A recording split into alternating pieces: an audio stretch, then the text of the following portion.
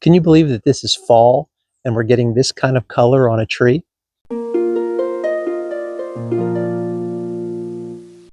Hi, and welcome to the Garden Fix. I'm Rob, and I'm in Zone 6B, Western Pennsylvania. So today I thought I'd show you this amazing tree. This is the perfect time to look at this tree. This is our Temple of Bloom 7 sunflower tree. It actually could be a shrub too, depending on how you decide you want to prune it. However, it is October right now, and this is the color that we're getting in October. These are not flowers, and we'll talk about these in a minute. But first, let's talk about the tree itself from its size and its zone.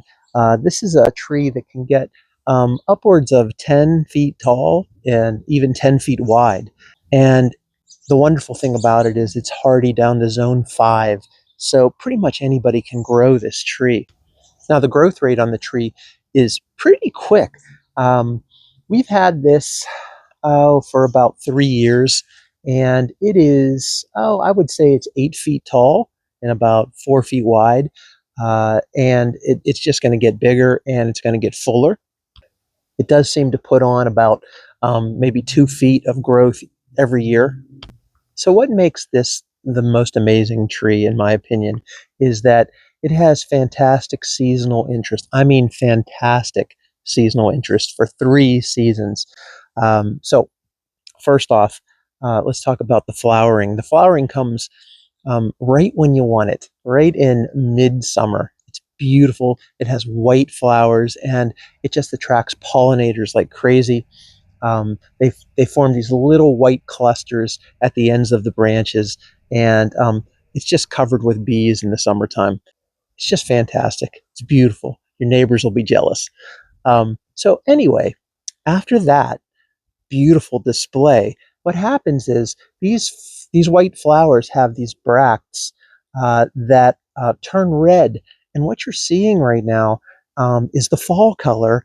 And these are not flowers; these are the bracts or sepals from the flowers, and they just slowly start to change color when fall rolls around, and they get this deeper reddish burgundy almost color, and it just stands out. It looks like it should be something you'd see in early spring flowering. So this is a deciduous tree, and all the leaves are going to fall off of it. But that's where the third seasonal interest comes in, and that is the bark. It has this exfoliating bark, and it just looks marvelous in wintertime, especially if you get a little snowfall and it accumulates on the branches. It's just beautiful how it just peels. Now, the Temple of Bloom loves sunlight, so plant it in full sun, and it loves good drainage too. So as long as you have that, it should take off on you. It will be really happy. It is pretty much a low maintenance tree or shrub. You don't have to prune it. It will get bushier and look more like a gigantic shrub if you don't. We have slowly started to prune it up so we have a leader for the trunk. But of course, you don't have to do that. It's your own prerogative. You'd probably get more flowers if you let it be bushy. But I'm really happy the way it looks in this third year of having it. If you do want to prune it, the best time to prune it, like most things, is in winter or early spring. When you do plant it, make sure that you give it a lot of water so the roots can get established, but it really doesn't need that much water once it's established. I don't water it, and it's doing wonderfully. The leaves are not the most exciting thing in the world, but if you take a closer look at them, you can see that they have these pronounced veins on them. But as you can see, it's fall, and they really don't change color at all. They remain green, and then they kind of fall off.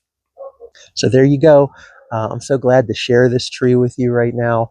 If you don't have one, go ahead and get one and stick it right in your front yard so all the neighbors are jealous. On that note, guys, hey, if you haven't subscribed, please do.